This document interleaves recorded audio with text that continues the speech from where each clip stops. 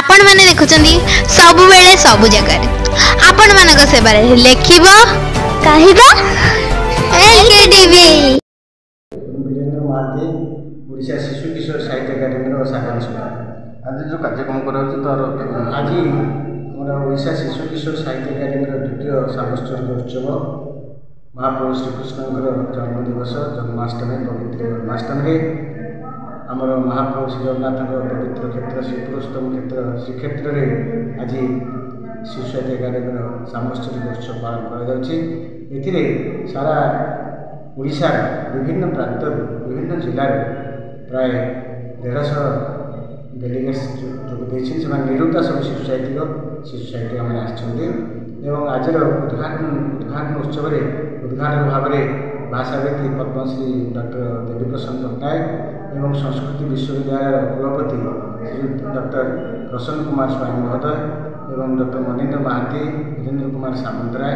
एवं बहु मान्यगण्य व्यक्ति आसी आम अनुष्ठान सभापति विशिष्ट कथाकार श्री दास बेन पौरहित्य आज ये आम द्वितीय वार्षिक उत्सव पालन कर 4टी पुस्तक उन्मोचन कर 4टी पुस्तक गोटे करणी नुहे कलम धर आ गोटे गपर महु गीतर महक आ गोटे जेजे बाबा मजा गप आ गोटे आर ठिकुआ ये विभिन्न जन गोटे लेखक अनुगुल आसने सम्बलपुर आम कटक बौद्ध फुलबाणी आम विभिन्न जिलार शताधिक आज ये महासमारोह आम आज जो शिशु साहित्य मासर जो है तो आजिकल शिशु मैंने मोबाइल प्रति व्यस्त रोचे तो ये पुस्तक केते देखिए कि आग्रह बढ़ पुस्तक प्रति पिला आग्रह कि ठीक कथा कहते आम से आम शिशु साहित्य एकाडेमी पक्षर गोटे इ मैगजीन बर्तमान प्रकाशित होती शिशुकिशोर.com जोटा कि सारा पृथ्वी में आमर पाने पाठक सब अच्छा प्रति मसरे सी इ पत्रिका भाव में बाहर जेहेतु पाने बर्तमान मोबाइल मनस्क हो पाठ पढ़ाई बही पत्रिका पढ़ाई मनस्क नुहति आम मनस्क को जानी मन को जानी मनस्तत्व को जानी आम इ पत्रिका कर मैगजीन तार ना हूँ शिशुकिशोर.com से जनवरी मस माने प्रकाशित हो दीर्घ 8 मास धरी प्रकाशित होतार बहुत पाठकीयता सारा पृथ्वी में America England Russia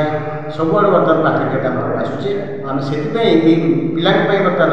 magazine mobile जुगे आम इ मैगजीन प्रकाशित कर धन्यवाद कहूँ समय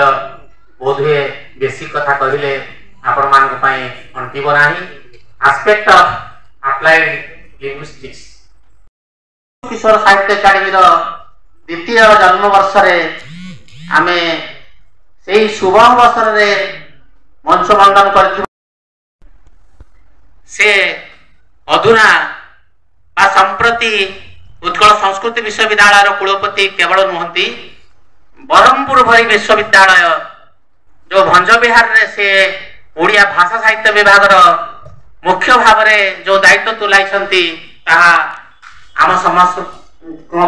अविस्मरणीय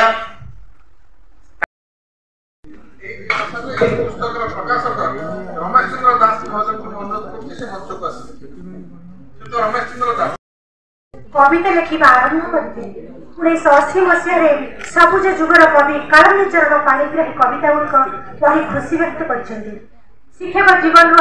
अवसर नेवा परे नाती नातुणी मैंने गप शुणा जिज्ञासा कले गाल्पिक जो केतोटी पूर्व गल्प माड़ हांडी कथा लोभी कुकुर कथा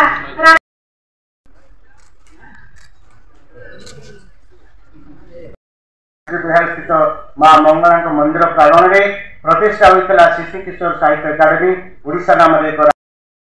अनुष्ठित होम नवम उत्सव यही क्षेत्र में मुझे अभिनंदन ज्ञापन करुच्ची